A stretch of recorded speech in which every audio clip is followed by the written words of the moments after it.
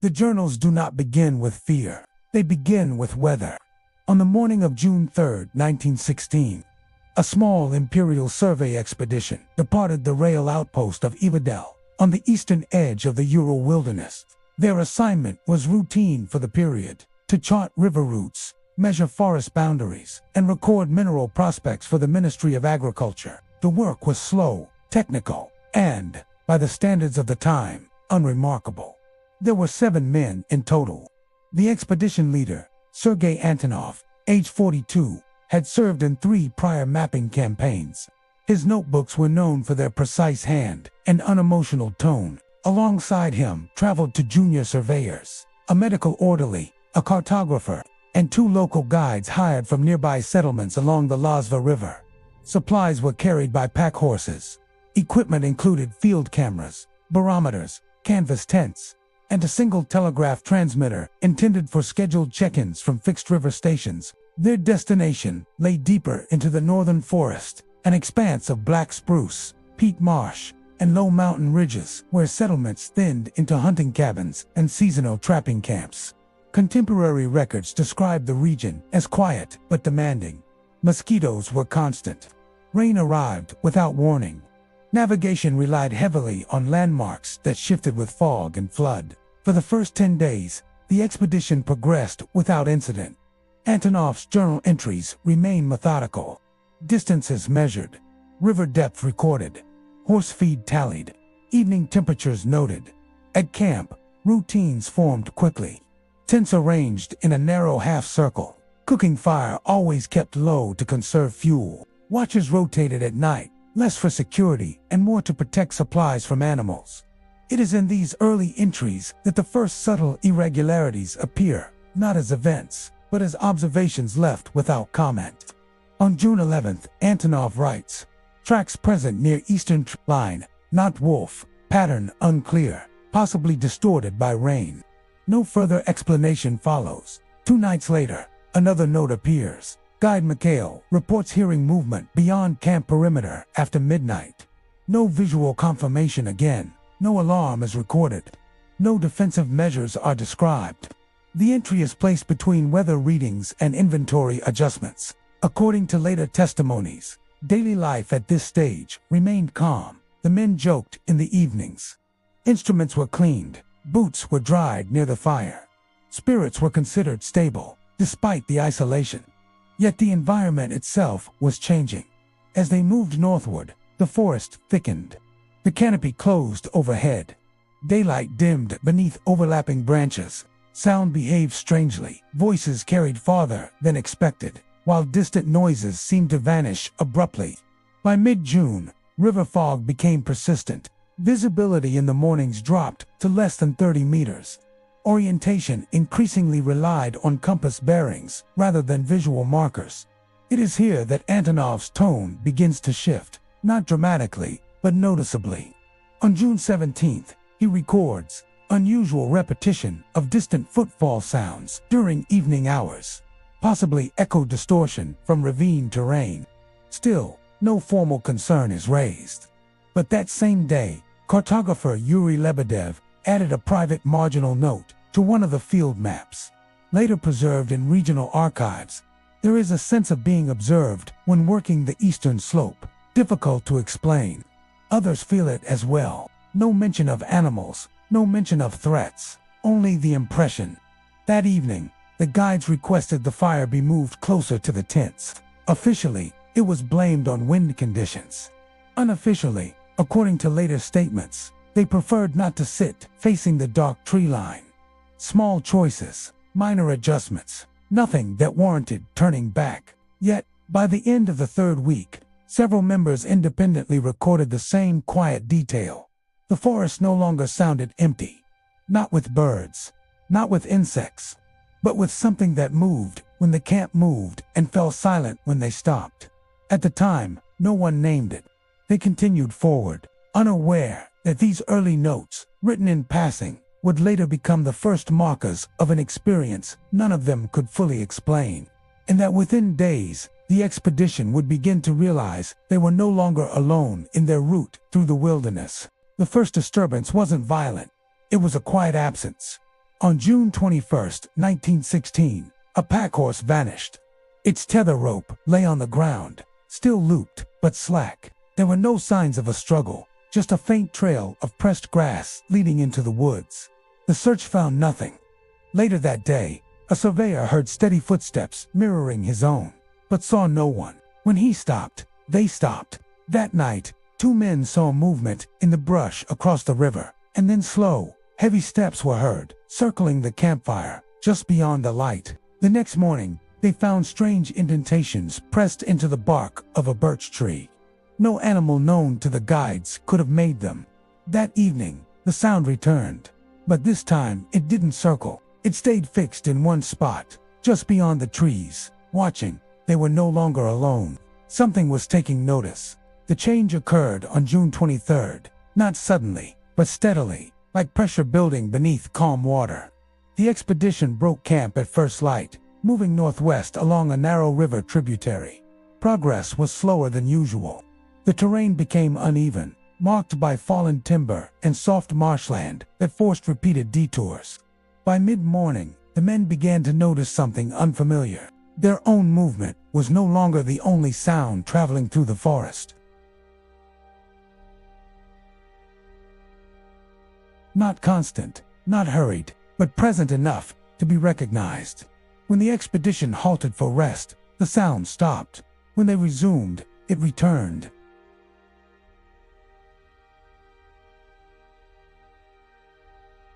Then quickened. The following sound adjusted accordingly. This was recorded plainly in the field log.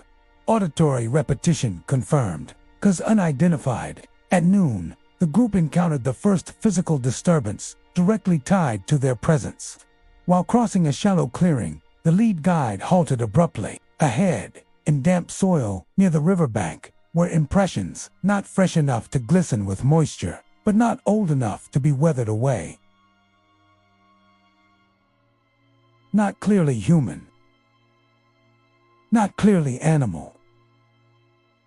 Each impression showed a deep central pressure point, with faint side impressions that did not correspond to hooves or paws known to the guides. More unsettling was their orientation. They ran parallel to the expedition's route, not crossing it, not approaching from another direction. Moving alongside, Antonov photographed the markings using the field camera. The image plate was later listed among recovered expedition materials, though it was reportedly damaged during transport and never formally archived.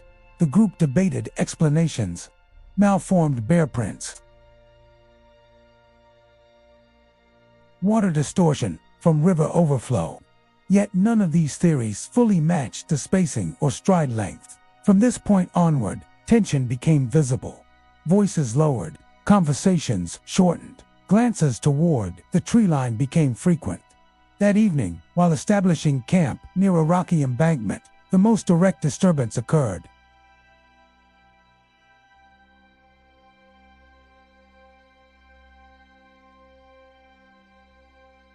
One of the pack animals reared in its tether and refused to calm for several minutes. The men moved toward the source cautiously. They found a young pine trunk, snapped cleanly at chest height, not fallen from rot, not broken by wind.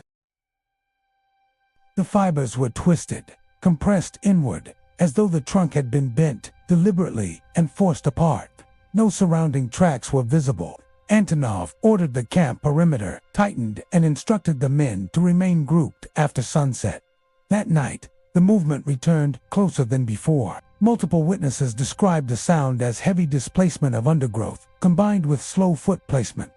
The rhythm was uneven now, no longer matching their own pace, but circling. At one point, a shadow passed briefly through the outer firelight. It was not distinct enough to identify shape or size. Only the interruption of light against the trees was observed. No one fired a weapon. No one pursued. The camp remained silent, save for controlled breathing and the crackle of burning wood. Antonov recorded the event with visible restraint, presence confirmed by visual obstruction of firelight, no direct contact.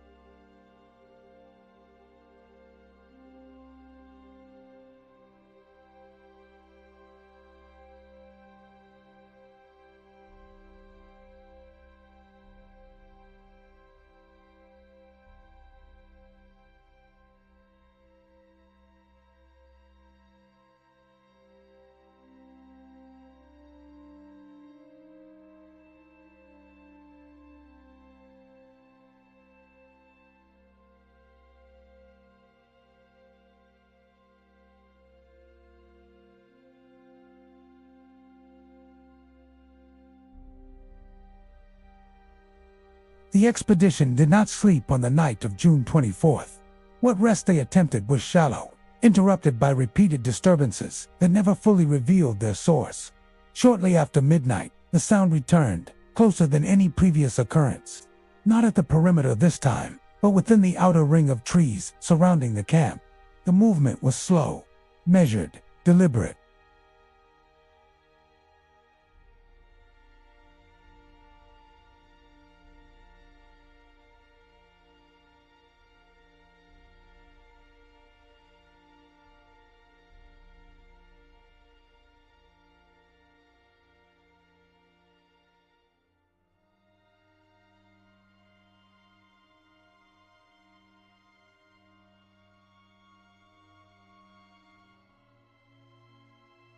The silence that followed was described by multiple members as unnatural, not because of its volume, but because of its completeness. Insects were absent. Wind had dropped. Even the river noise seemed diminished. For nearly 6 minutes, nothing occurred. Then the tent ropes on the western side of camp went slack. Not cut. Simply released from tension, as if pressure had been removed from the lines holding them taut. No figure was seen.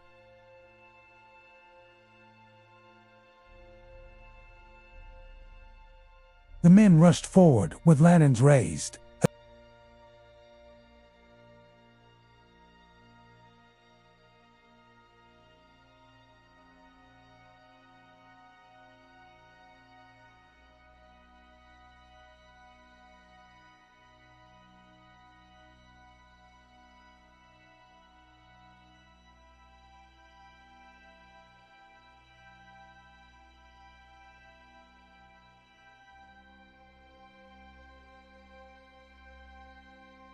Visibility narrowed. The sense of being followed intensified. By late morning, the group heard movement again, now directly behind them, close enough that the snapping of small branches could be distinguished individually. One surveyor, overcome by panic, turned suddenly and fired a single rifle shot into the trees. The sound echoed sharply through the valley. There was no scream, no retreating noise, no response at all, but immediately after the shot, the following movement ceased. The silence returned, heavy and deliberate, lasting nearly an hour. This absence of sound proved more unsettling than its presence. Antonov later wrote, "We felt observed more strongly when it stopped than when it moved." By early afternoon, exhaustion set in. The men were forced to slow their pace. The pack animals struggled across muddy riverbanks.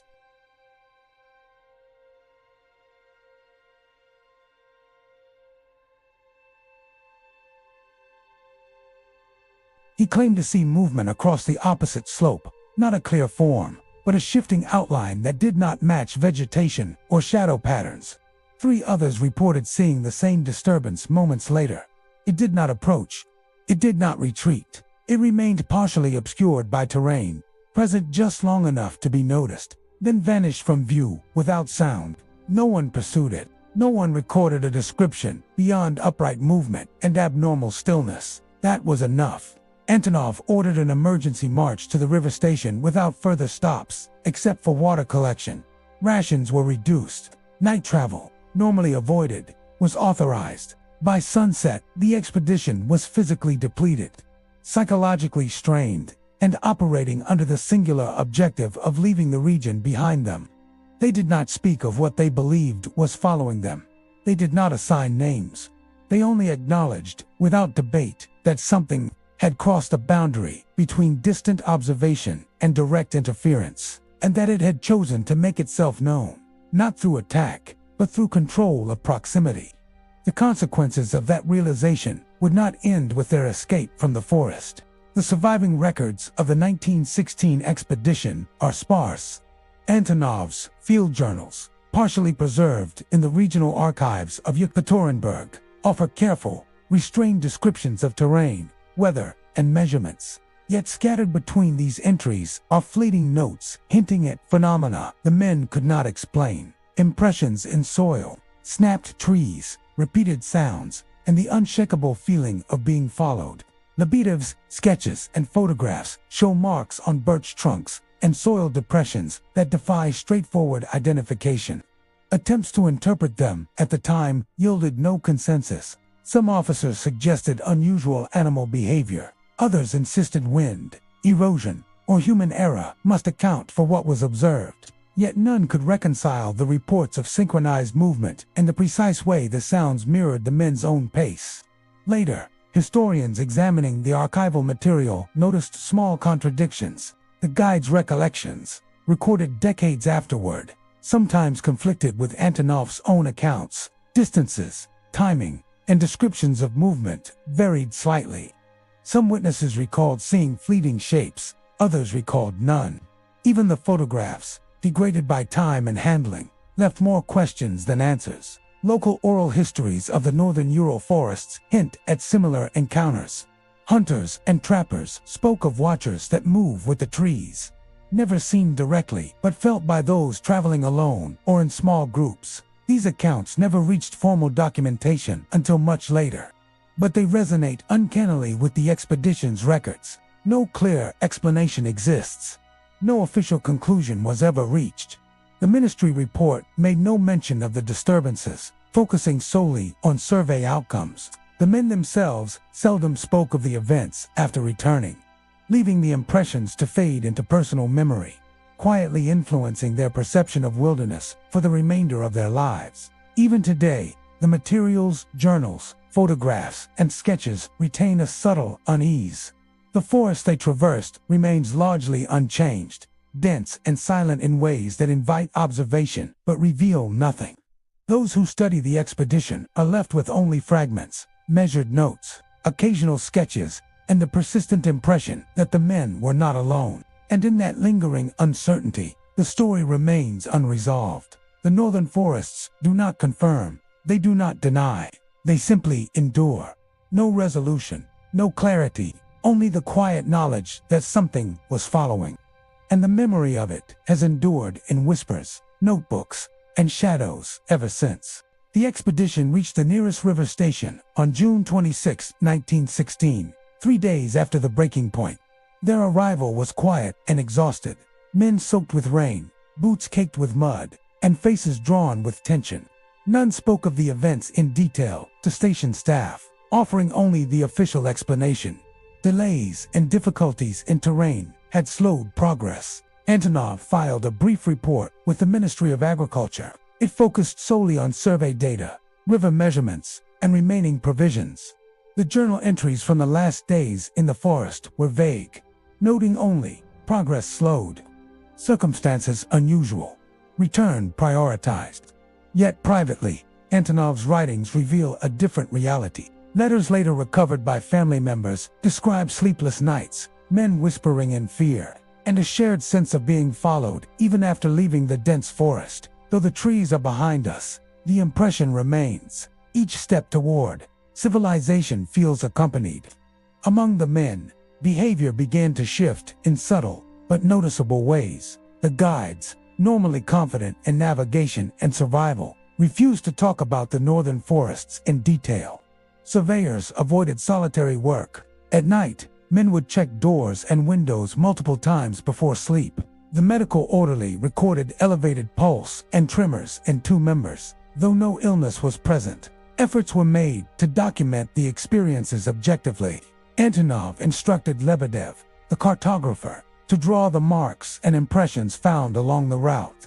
Photographs were developed of damaged trees, unusual indentations, and soil impressions.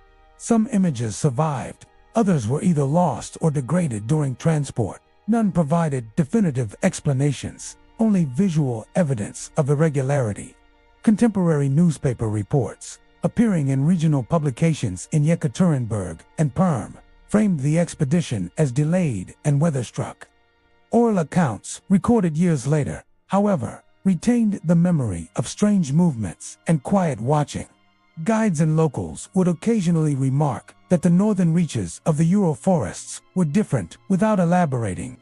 Despite returning to routine life, the psychological impact lingered. Antonov noted recurring unease while working on maps in his study. a sensation of eyes following his hands across the paper. Members occasionally met privately, admitting, almost reluctantly, that the forest had not released them entirely. The incident did not result in physical injury, loss of life, or direct confrontation, yet its effect was pervasive, shaping behavior, altering perception of wilderness, and leaving behind a persistent question: what had maintained proximity without aggression, and why? For years afterward, the records remained in the ministry archives, largely ignored. The men themselves spoke sparingly, leaving behind only fragments of testimony, sketches, and photographs. Their personal journals, often annotated in later years, hinted at a lingering unease that official reports could not capture. Even with distance and rational explanation, the event imprinted a quiet uncertainty, a tension that persisted long after the expedition returned to familiar roads and rivers.